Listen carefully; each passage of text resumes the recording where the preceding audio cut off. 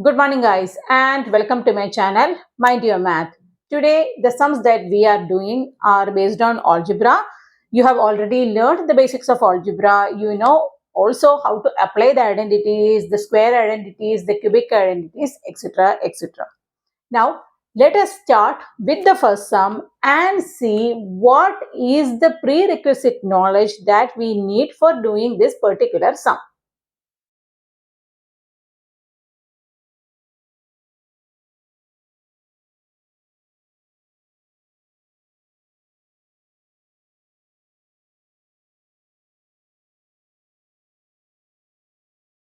This is the first question.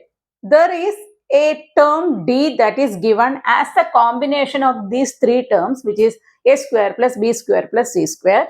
It is given that a, b, c, they are positive and a and b are consecutive numbers and c is equal to ab.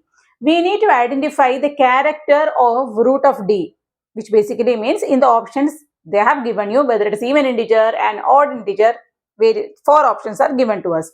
So we need to find out which option is the correct one. So now we do not have to find out the value of d. We just need to find out the nature of d. What kind of an integer will d be?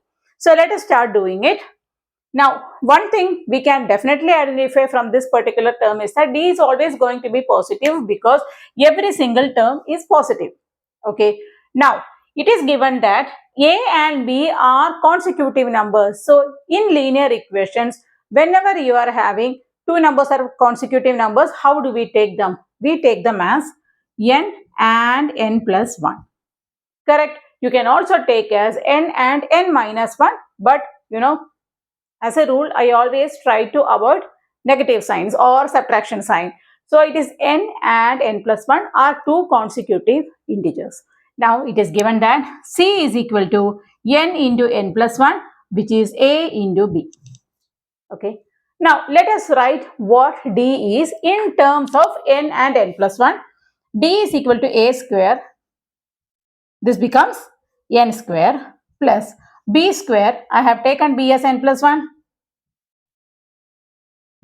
plus c square.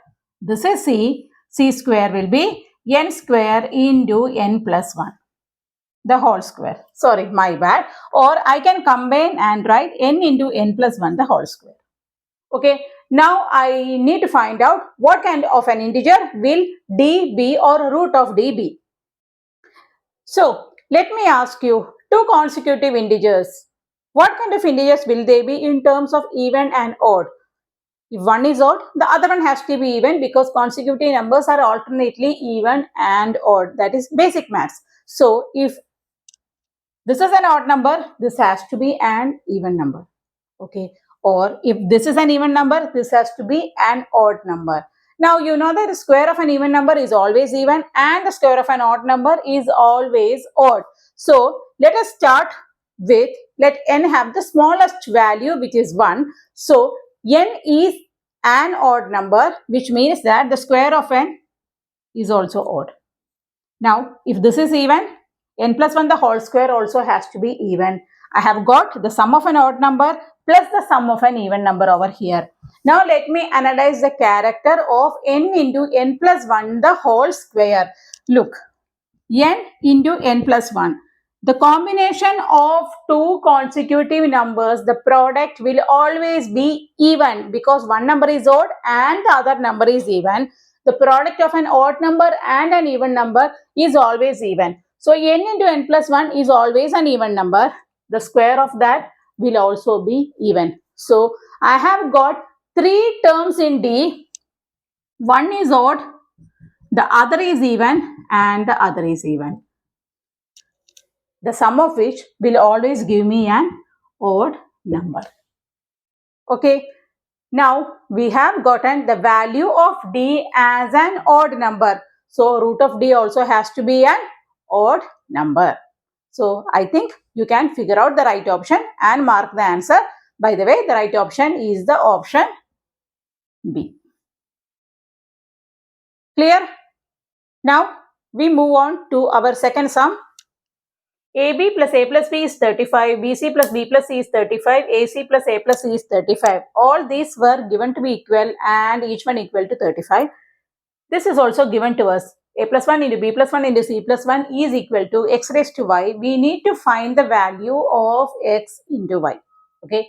It is a very simple sum and I really loved doing this particular sum. Now, we need to figure out or separate the values of x and y from these values of A, B and C. There are longer ways in order to solve this particular sum. I will be showing you the shortest way in which you can do this. AB plus A plus B. From these three statements, if I am able to link the fourth statement, my work is over. I can find out x and y. How do I link the first three to the last one? Now, AB plus A plus B, when you look at it, you can see that A is common for these two and B is common for these two. If you can somehow take out an A plus 1 or a B plus 1, it would have been great. How do I take out an A plus 1 or a B plus 1? Because if I combine A, I will get only B plus 1 here and a B over here. If I combine A, B and B, then one A will be left. So, I need to do something so that I can group it properly. So, what do I do? If I had a B plus 1 over here, I could have grouped this B plus 1 and this B plus 1. So, in order to get that plus 1 over here, I am going to add plus 1 on LHS and RHS of the first equation. Okay. Now, let us see what we are getting. Here you can see in the first equation, I have added a plus 1 in the LHS and the RHS. So, I will get AB plus A plus B plus 1 is equal to 36. Now, from these two terms, A is taken out and I will get a B plus 1 here. Here you can see there is another B plus 1 which is common to this particular term and this term which I am taking out. I will get A plus 1. Now, I am getting the product of A plus 1 and B plus 1 as A 36. If I do the same manipulation of adding a plus 1 in the second and the third equation, what would I be getting? This is the combination of A and B which is giving me this. This is the combination of B and C. So, I will get B plus 1 into C plus 1 is equal to 36. And the third one will give me A plus 1 into C plus 1 which is equal to 36. From these three statements, I can write this by multiplying the LHS and multiplying the RHS. So, I will get A plus 1 into A plus 1 giving me A plus 1 the whole square. Similarly, B plus 1 the whole square and C plus 1 the whole square giving me 36 cube. 36 I am writing as 6 square the whole cube. So, I can write it as 6 raised to 3 the whole square.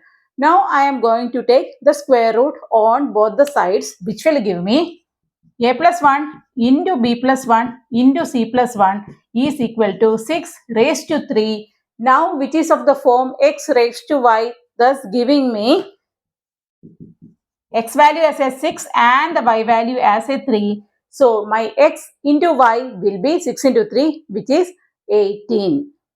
Okay. I hope you are clear with this. We had to do just a small manipulation which is adding 1 on the LHS and the RHS.